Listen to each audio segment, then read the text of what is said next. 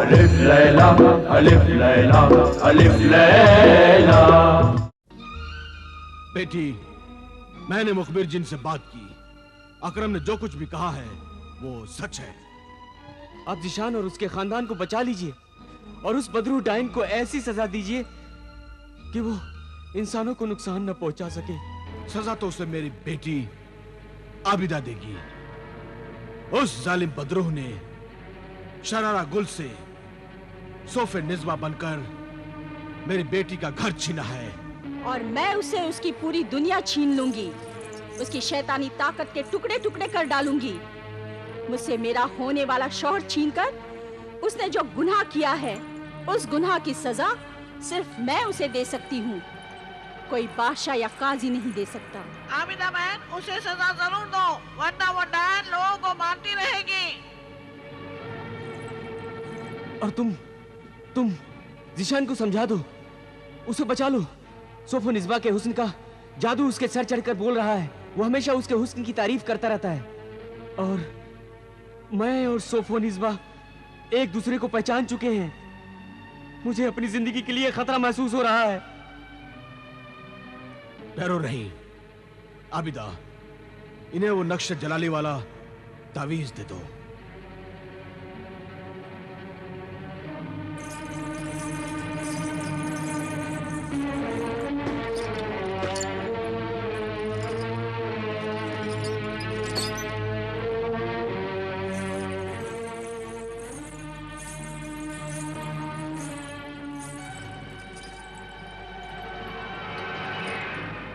लीजिए अकरम भाई, इसकी हिफाजत करना।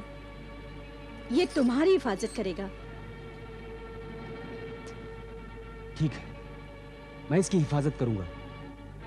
मैं सोचता हूं कि मासूमा को अपने घर बुलाकर उसे ये बता दूं कि तुम्हारी भाभी जान कोई इंसान नहीं बल्कि एक बदरू डाइन है। हाँ, बता देना। सलाम सलाम सलाम।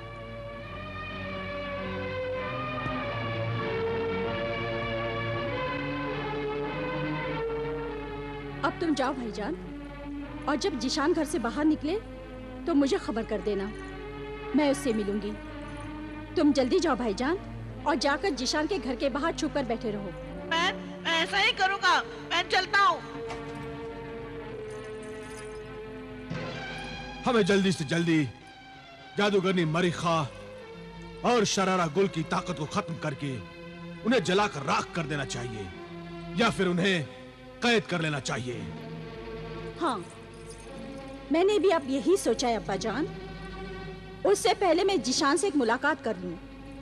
अगर वो मान जाता है तो हम जादूगरनी उस सोफो निज़्बा को बड़ी आसानी से कैद कर सकते हैं।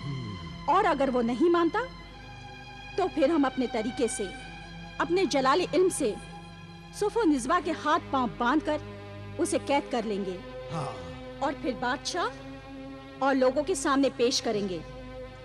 हमारा जिंदा सबूत होगा अकरम। सोफो निज़्बा को पहली बार पहचाना है अकरम ने।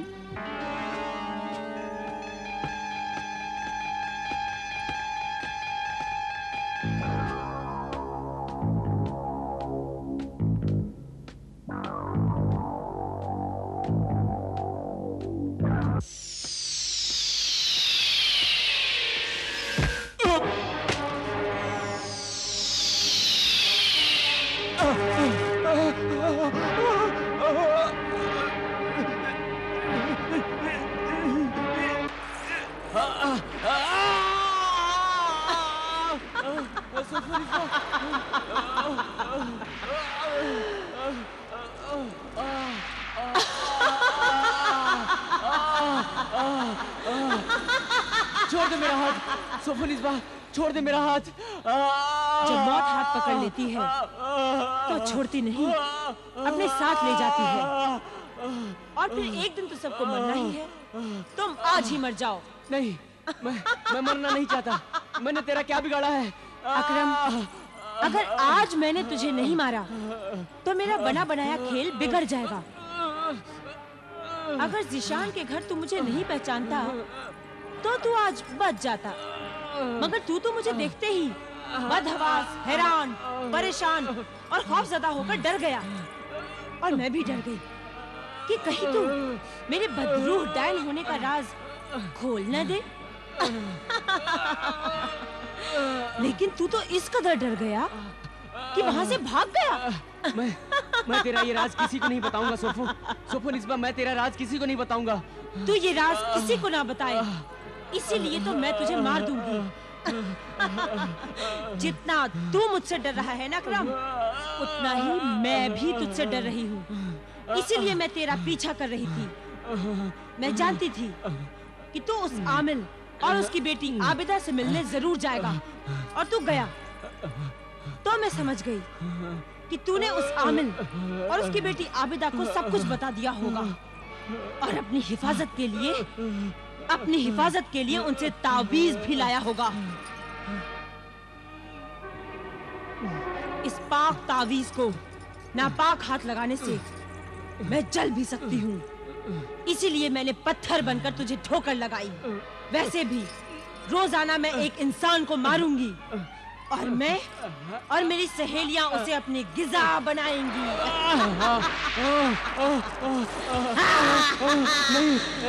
नहीं, मेरी शादी होने वाली है मासूमा से। मासूमा जीशान की बहन है। मैं मरना नहीं चाहता। मरना तो जीशान भी नहीं चाहेगा, मगर जब उसे मालूम होगा कि मैं क्या हूँ, तो मैं उसे भी मार डालूंगी।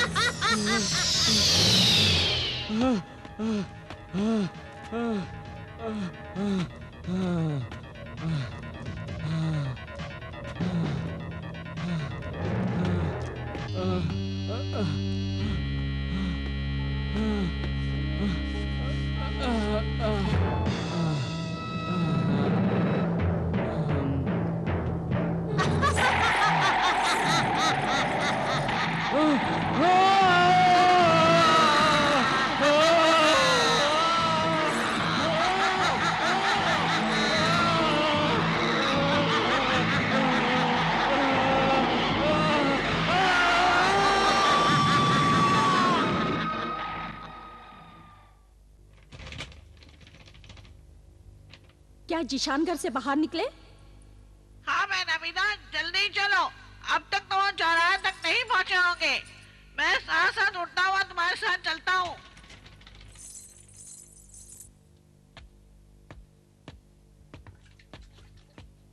जिशान, आबिदा, बिना देखे ही पहचान गए कि मैं आबिदा हूँ?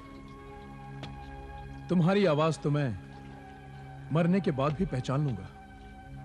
मरने की नहीं, जीने की बातें करो। आज मैं तुमसे बहुत जरूरी बातें करने आई हूँ।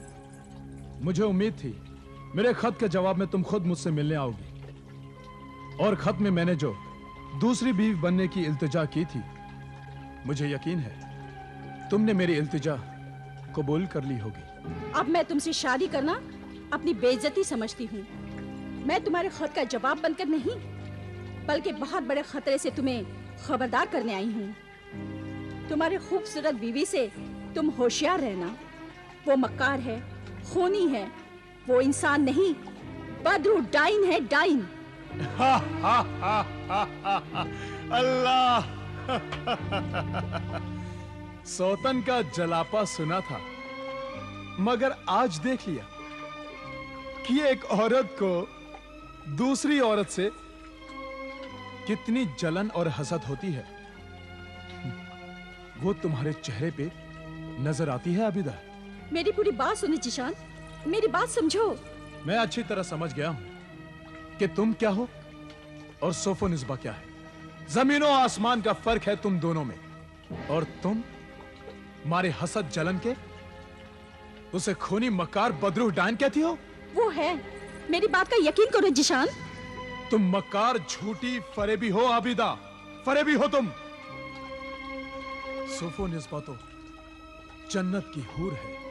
सोफो निस्बा के हुस्न की चमक और जवानी की कशिश ने तुम्हें अंधा और बहरा बना दिया है। तुम मुझे मक्कार और झूठी कह रहे हो, सच्चाई को समझने की कोशिश ही नहीं कर रहे। वो सच्चाई नहीं, मुझे बहकाने की कोशिश है, इसीलिए मैं कुछ सुनना नहीं चाहता। अल्लाह के वास्ते रुक जाओ जिशान, मेरी बात का यकीन करो। सोफो निस्बा बदरू है, डाइन है।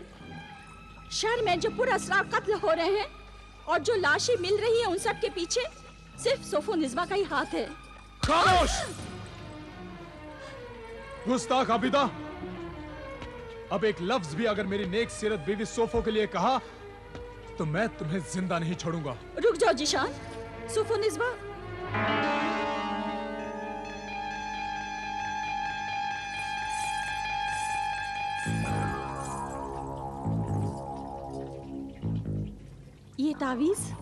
ये तावीज यहाँ कैसे? ये तावीज तो अकरम को दिया था।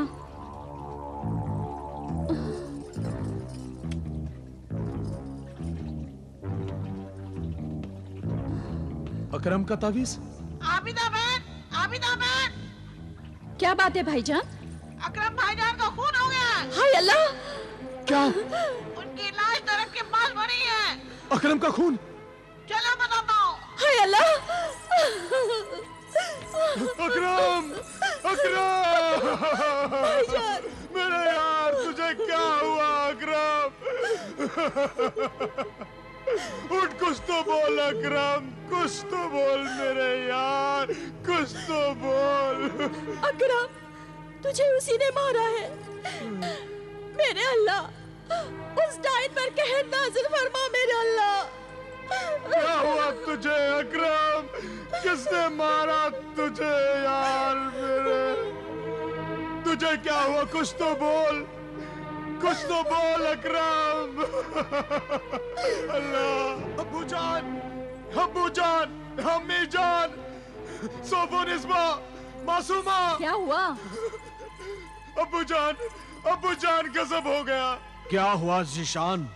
गजब हो गया, गजब हो गया अब्बू जान, गजब हो गया। कयामत आ गई अम्मी जान, कयामत आ गई। क्या हुआ बेटे? मासूमा की जिंदगी तबाह हो गई, बर्बाद हो गई। अरे कुछ कहोगे भी? आप कुछ बताओ भी। अकरम की मौत हो गई। मौत हो गई? मौत हो गई?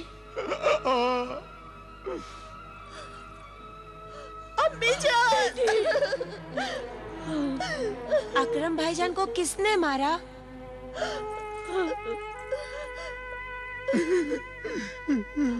कैसे मौत हुई? क्या हुआ था? ये मैं क्या सुन रही हूँ? अकरम भाई की मौत हुई? कैसे मौत हुई उनकी? किसने मारा उन्हें? कुछ पता नहीं सोफो, कुछ पता नहीं। जरूर इसमें कोई राज है। आज सुबह की तो बात थी, वो हंसते हुए यहाँ आए और घबरा कर डर कर चले गए।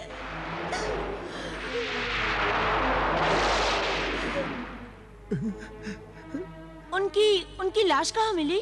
उनकी लाश बाग में मिली अब्बू जान। हाँ, उनकी आंखें खुली हुई थी। उन आंखों में खौफ था, दहशत थी। वो आंखें कह रही थी जैसे वो मारने वाले को पहचानती हैं। उन्होंने कहा होगा मुझे मत मारो मुझे।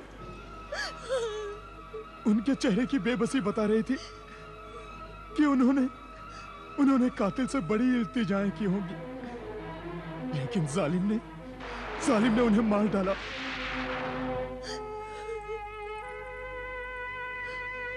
अब्बू जान, अकरम के चेहरे से खून बह रहा था। उसके चेहरे पर पंजों के निशान थे अम्मी जान, पंजों के निशान। शायद किसी जानवर ने हमला किया होगा। हाँ अब्बू जान, ये काम किसी इंसान का नहीं हो सकता। ये काम जरूर किसी जानवर का है, किसी जानवर का। कोई चुड़ैल डायन भी तो हो सकती है। इंसान की शक्ल में रह रही होगी और मौका पाकर ही जानवर की तरह खून पी जाती होगी। क्यों भाभी जान, ऐसा हो सकता है ना? मैं इस बारे में मैं कुछ नहीं जानती। हमें जल्द अकरम के घर जनाजे में शरीक होने के लिए जाना चाहिए। हाँ सोफो निस्बा, तुम भी तैयार हो जाओ।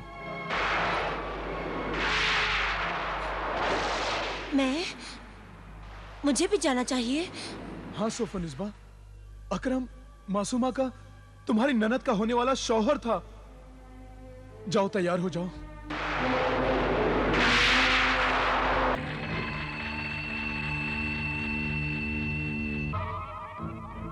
ए बदरूह शरारा गुल सोफो निस्बा, अकरम के घर ना जाना, वहां ना जाना। वो सारा इलाका तेरी जान के दुश्मन आमिले कामिल और आबिदा का इलाका है।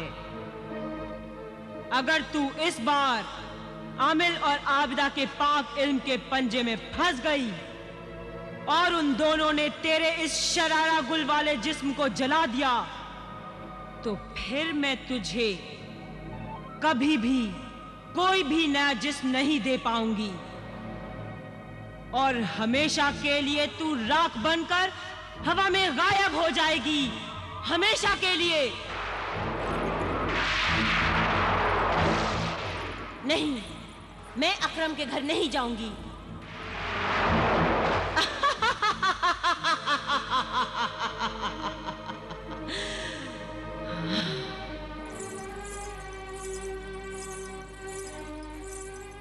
ये लो, ये पहन लो। मैं नहीं पहनूंगी। ऐसा भड़कीला लिबास पहनकर किसी के घर मैयत मातम में जाना गम के जज्बात, शराफत और तहजीब के खिलाफ है बहू बेगम। ये लिबास उतारकर ये पहन लो और चलो। मगर मैं वहां जाना ही नहीं चाहती। क्यों नहीं जाना चाहती? मेरी तबीयत ठीक नहीं है। रात रात भर घर से बाहर रहकर घूमती हो, तब तो तुम्हारी तबीयत खराब नहीं होती। क्या कह रही हैं अम्मी जान आप? सच कह रही हूँ बेटे, आज तक बताया नहीं तुझे। कई मर्तबा देखा है मैंने बहू बेगम को, आधी रात को जाती है और फिर सुबह सुबह आती है। नहीं, झूठ है ये तहमत लगा रही है मुझ पर। ऐसी बातें आपको जेब नहीं देती अम्मी जान।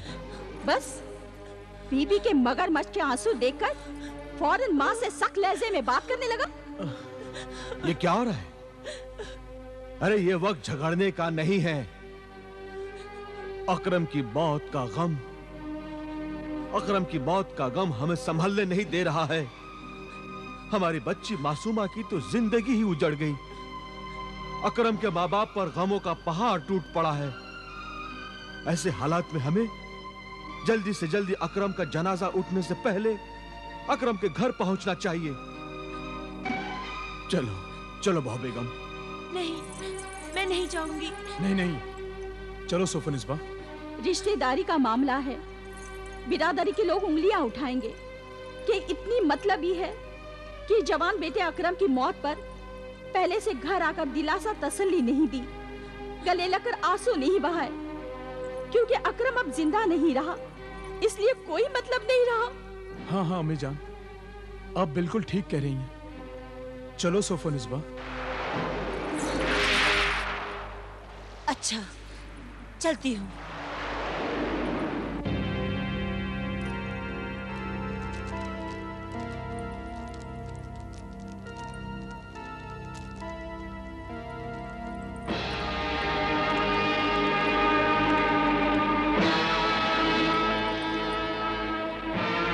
हुक्म दे मुझे, आमिले कामिल की दुख्तरे नेक अख्तर आबिदा, हुक्म दे। ए मुखबिर मददगार जिन, वो बदूर डाइन जो कि कोहिस्तान किले की जादूगरनी शहजादी शरारा गुल के जिस्म में अब मौजूद है, वो सोफो निस्बा बनी हुई है, हमारे इलाके में आ रही है। जिशान के खानदान के साथ साथ अकरम मरहूम के घर जा रही है। मैं उसे देखते ही पढ़कर फूकूंगी, उसे बेचैनी होगी, और अगर वो गायब होकर भागती है तो तुम उसे पकड़कर मेरे हवाले कर दो। जो हुक्म दुख्तरे नेक अख्तर आबिदा।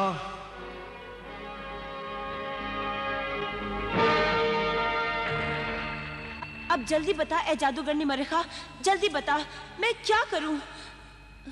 सब घर वाले दरवाजे के बाहर खड़े होकर मेरा इंतजार कर रहे हैं। मैंने कपड़े बदलने के बहाने अंदर से दरवाजा बंद कर रखा है। मुझे उनके साथ अकरम के घर जाना ही पड़ेगा। अगर मैं आमिल कामिल के इलाके में चली गई तो दुख्तरे आमिल आबिदा मुझे गिरफ्तार कर लेगी। सब राज खुल जाएगा। फिर तेरा और मेरा इंतकाम अधूरा रह जाएगा। फिर मुझ बदरूह डाइन के साथ वो तुझे भी जलाकर राख कर देगी।